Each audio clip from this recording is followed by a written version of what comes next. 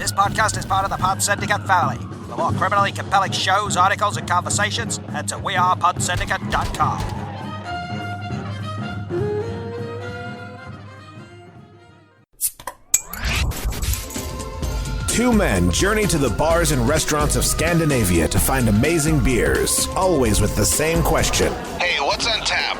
It's time to find out. What's on Tap podcast, and I am your host, Stefan. I'm your host, Martin. Excellent. And today, we're going to drink some beers. We are. We hope you enjoy this pleasant parlance. Let's get ready to rumble!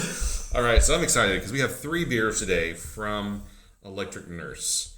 And what they've done is they've taken a single cask barrel from Jim Beam, Heaven Hill, and Jack Daniels, and they've aged their stout on each of these barrels. Yes. So it will be fun to compare and contrast. Definitely. To see if we can taste the difference between the two, or if in the end it's all just basically the same experience. Might be. Might very well be. But also, I will expect that whichever one has the Jack, it's going to be the sweetest one. I think Heaven Hill is going to be the tastiest one. I think Heaven Hill will be the tastiest one as well. I'm not a huge Jim Beam fan, so I do not have high expectations of that. No, we'll see. All right. But also, we've done so many episodes where we review 2 beers. Yes. So it's time to mix it up. We've done 3 beer reviews as well, but of course we need more of those. I feel like we should too. Yes. Okay, so which one do you want to do first? Jim, since we both are looking the least forward to it. All right. Let's just sort of quick rundown and smell. See if we can smell a difference. Very roasted. Yeah. Quite sweet. A little bit of a bourbony booziness. Yeah, that was Jim. And now the Hill. Oh, Hill, much boozier than the Snows. You Yes. definitely get much more of the bourbon smell to it. More bourbon. That's a good much, thing. Much more bourbon, yeah. And Jack. Oh, that almost smells sour. I was going to say, it smells a little sour. That's kind of weird. But if you consider that Jim Beam, the Jack Daniels technically isn't a bourbon, but a sour mash whiskey. Oh.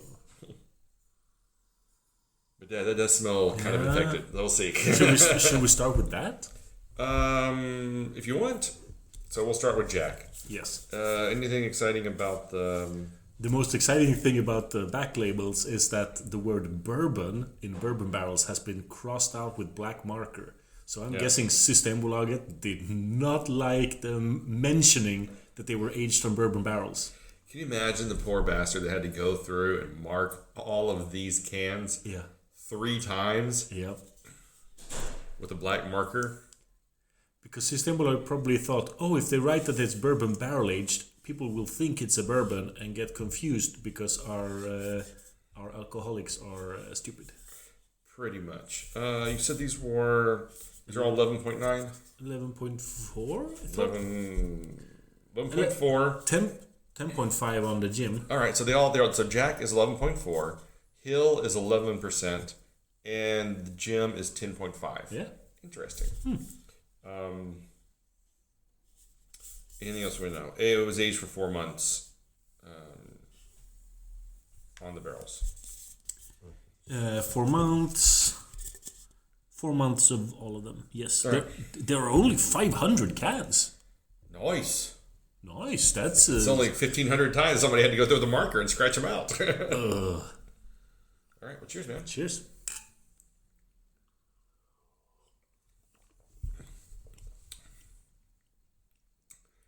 That definitely tastes infected. That is so infected. Ugh.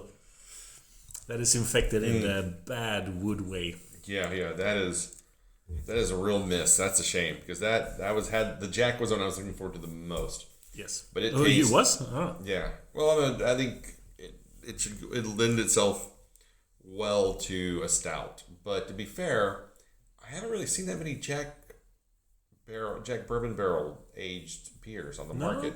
There's a lot of Heaven Hill. Yes. And Rare Eagle, and I guess Jim Beam to some extent, but Jack is not really used for that purpose. No, that was a dud. I will say in the aftertaste, there is a rich roasty malt flavor to it. It does have potential, and we might see that potential in the other variants.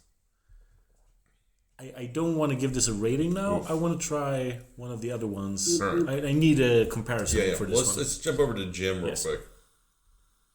It smells so differently. That first was definitely infected. These are two completely different beers. Yeah. That's quite nice. Very sweet, quite boozy, quite coffee roasted. Yeah, I would say the coffee roasting, the roasting on the malts is really, really hard. Yes. Because the coffee, like the burnt or the really bitter chocolate, burnt coffee notes are coming through pretty heavily. Good aftertaste. I like it. Yeah, the aftertaste is really nice, especially if you like roasted coffee or really bitter chocolate. The aftertaste is really, really nice. You don't get a lot of the bourbon in the aftertaste. What I like about it is actually the mouthfeel. It's not like really sweet and cloying and oily. It's very light and it's not kind of easy to drink. It's not so thick and it's not so oily. It is quite.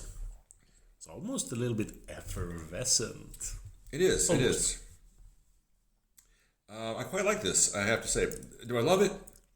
No, but it's pretty good. Yeah. Yeah. Hit Hill. Let's do Hill before ratings. This one smells the best. Cheers. Cheers. This one tastes the best too.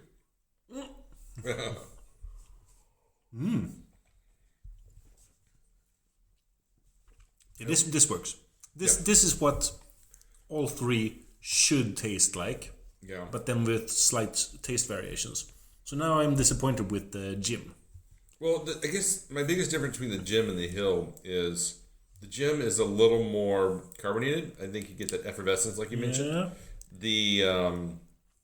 The Hill is not a lot of carbonation on it.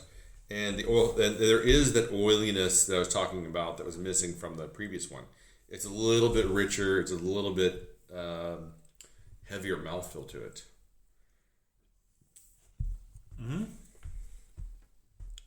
The Hill is hitting up a lot of my. Oh, it's not really wood and it's not really bourbon. It's some kind of barrel flavor. Yeah. For me, it's a little bit like rummy or coconut kind of in the end. It's like really, really slight, like a burnt coconut shell kind of flavor. It's a good flavor. Yeah. The Hill is now it's by far my favorite of these three. Oh, there's like between this and Jack, it's like night and day. Yeah. But even this and Jim, now that I'm trying both of them side by side, there's a lot of difference. It's a huge difference. I would say, I think they both have their pros and cons. I like the bitter richness off of the Jim one because I feel like maybe that's closer to the actual like raw stout they put in there. I really like the fact that this is not a Omnipolo motor oil Dermotslutzel style stout. Don't diss the Dermotslutzel. I know, I love them both. I love them both. What I'm saying is it's more of a kind of just straight up stout. Yes.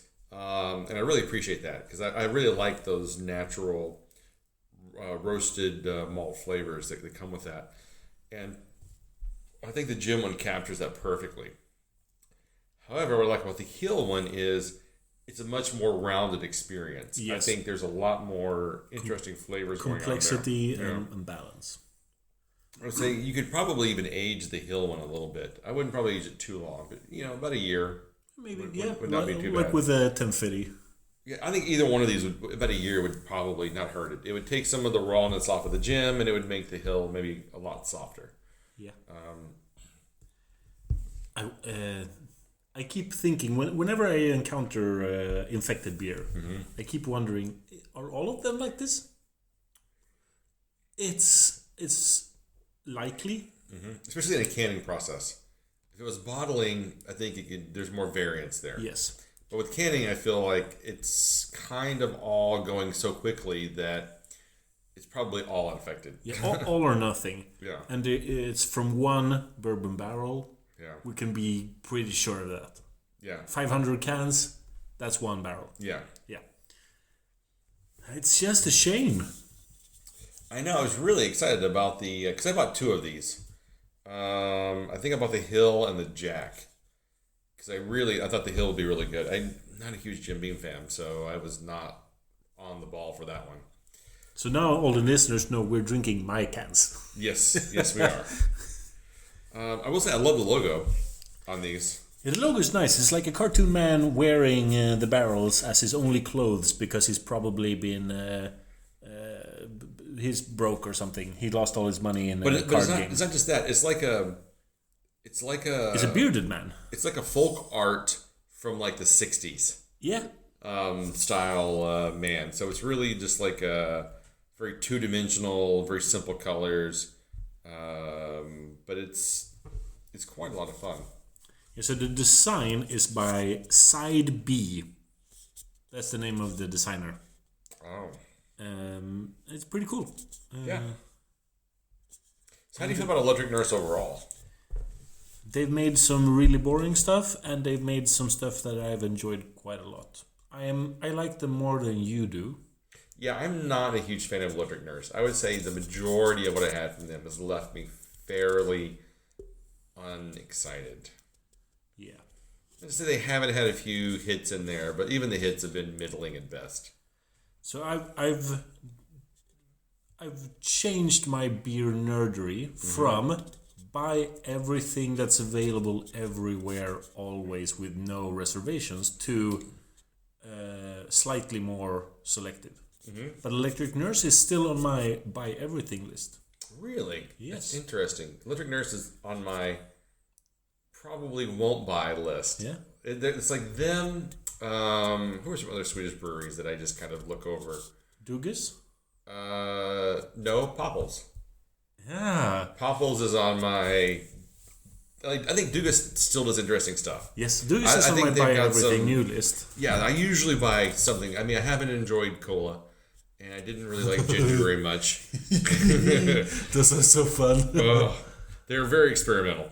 I'll give you that. But I'm looking forward to their next releases of Fudge and something. Coffee. Is that what it is? Yes. Doesn't sound right. But anyway, it's in a few weeks. From this recording. Yeah. Though we don't know when it will be released. Yes, probably pretty soon. But yeah, they have some new releases coming out. Who else is on that list?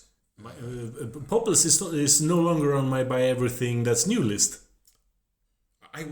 Popples rarely makes my buy list. So Popples, now just talking about it, Popples is obviously beneath Electric Nurse on my list of breweries. I will say Brewskiville I was kind of hit or miss on for a while, but they've really come around in the past couple of months to really putting out some nice stuff. It's just a shame that they're releasing most of it overseas these days or in other markets. Brewski have never left my buy everything new list. They are there. No, I will tend to buy anything from Brewski. I'm trying to think of the other ones. Beer Bibliothek? I like Beer Bibliothek. I won't get everything, but I'll more often than not, if they have a release, I'll try to get it. But again, if I don't get it, I'm like, yeah. But I like them. I think they do good stuff. I'm thinking of like Jotland's Brewery. What? Or Jotland, like the Sleepy Bulldog stuff, or Gotland. Oh. Gotland's Brewery. But it's Spendrups. Yeah, it's like saying Budweiser. That's like saying Blue Moon, which is Coors, which is owned by Coors. Good comparison. Yes. Yeah. Extremely mass produced. Yeah. There's another one that's just like right there. They did the new Sweden IPA. Opegods. Opegods is not on my buy everything list. No, they're not on mine either. But they've done some really good stuff. They pop out some surprises every once in a while, but I usually wait for those to hit the review circuit, because then I'll go back and get them. But I'll only wait for after the reviews, and they never sell out, so it's always safe to assume that they. Yeah. So going back to these beers, Yes. Jack is a dud. I do not want to drink more of this infected mess. I would give it a good. 1. I would give it a 1. I would. I could give it a 2 out of 5, just because of some base flavors. But I do not want to drink more. It's a 1. It's so infected that I mean, it wasn't like when you open the can, it's gushing out the top. But it's so infected that, I mean, compared to the other two, it's not even in the same beer. You wouldn't even know it was the same beer, and that's why for me it's a 1. I feel generous with a 1. You're right. It's quite unpleasant. I do not want to drink more. It's a 1 out of 5. Then we come to the gym. I'm not gonna give the gym a 3.75. You are? Yes. Okay. Because of the roasted things and stuff. Yeah. But it's you might give it a high with that surprised expression on your face. You might give it a higher rating. No. I would not give it a rating. Oh. I would give it actually a 3.25. Oh, you're gonna be so surprised by my last rating. All right. So what do you give Hill then? 4.25. 4.25. It is hitting so many of my flavor notes right now. That's perfectly fine. I give it a 3.75. Ah, Yeah. that's why you wouldn't be surprised. Yeah. So we both have a 0.5 difference between the gym and the Hill. So here's the deal. The reason I am giving the Hill the gym a lower grade than that is I feel like there might be just a hint of a little bit of infection in there.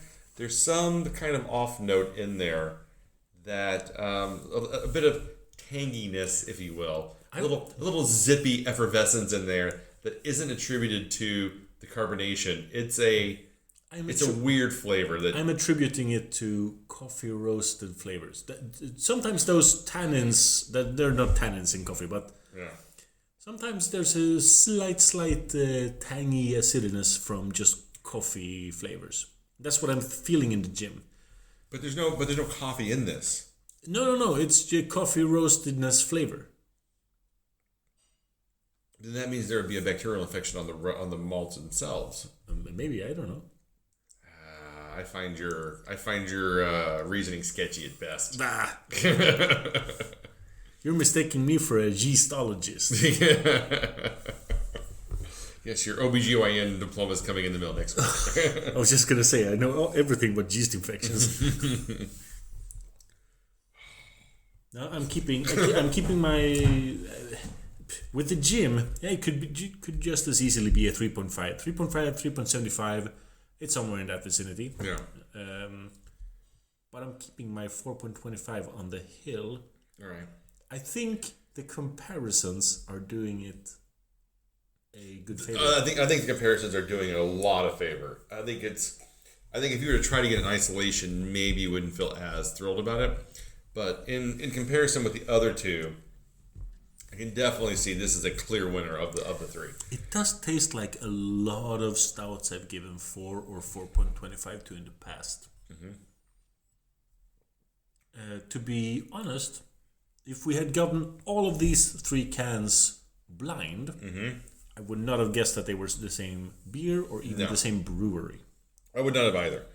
Because I would never guess the same brewery, because you wouldn't expect the 3 beers from the same brewery. But I would not have expected them to be the same beer, because they do taste so wildly different, especially with the infected one. Yeah, but pushing this comparison further. So let's say that we got all 3 blind tasted, and then after we tasted them, someone said, the first one is Electric Nurse Jack. Mm-hmm. And we would go, oh, okay, they made an infected beer. Then I wouldn't know what to make of the gym, and I would go, this last one, could it be an effervescent Demersleutel? It has a lot of the sweet, bourbony, delicious notes. It could very well be a beer from another brewery. No, I would have actually honestly guessed maybe a variant of Eternal Darkness. By Beerblitik? Yeah. Huh. Yeah. No. I'm a big fan of that. I'm a big fan of that beer. And when you taste it, the base malts on that thing are so rich and roasted, and there's so much chocolate and licorice and coffee coming off of it just from the basic malt roast that I could easily think that maybe this was the Jim or the Hill were a beer bibliothèque version. Have you had Eternal Darkness recently? Yes, but they're like different. Each vintage is slightly different, right? Same version every time. It's just on Untapped. People are rating them as different beers and giving them wildly different ratings. Well, so a little backstory. If you haven't listened to our Beer Bibliothèque Eternal Darkness vertical that we did, then shame on you. You should have listened to all the historical episodes. So what happened was I had two versions of it. I had the bottle version, the last time they did the bottle version of Eternal Darkness, and then saved it for 2 years. And then we had the recent can edition to see what the differences were. And the bottle version tasted like a bourbon barrel aged Eternal Darkness. Like it was a peat smoked bourbon barrel aged beer. And the new version did not have. It was two completely different beers. It was shocking the absolute difference between the two. But both of them were excellent. And so now what I've done is I've stockpiled Eternal Darkness for a couple of more years because I want to see how it does in can, if it does the same experience in can as it did in the bottle versus the can. Because science! Okay. So I guess I'll wrap it up here. You can find us online at whatsontop.podcast.com, Spotify, iTunes, Instagram, Facebook. We are Pod Syndicate, and wherever you find quality podcasts. Overcast? Whatever Overcast is. I have no idea what that is. I'm glad you found that. We just found out about Overcast, where it doesn't say Martin and Stefan. It says Stefan and Matthias, because it never picked up on all of our changes to all of our different... Which is funny, because I've changed it on the site itself and the feed that goes out, so I don't know where they're picking that up from. But anyway, until next time. Keep drinking, you dum-dums. But not infected stouts. Don't drink them.